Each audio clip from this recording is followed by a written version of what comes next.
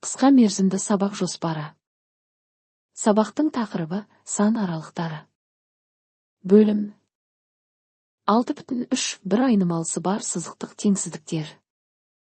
Педагогтың ә болған жағдайда. Қуанов Ерболат. Күні 10 жыл ақпан 25.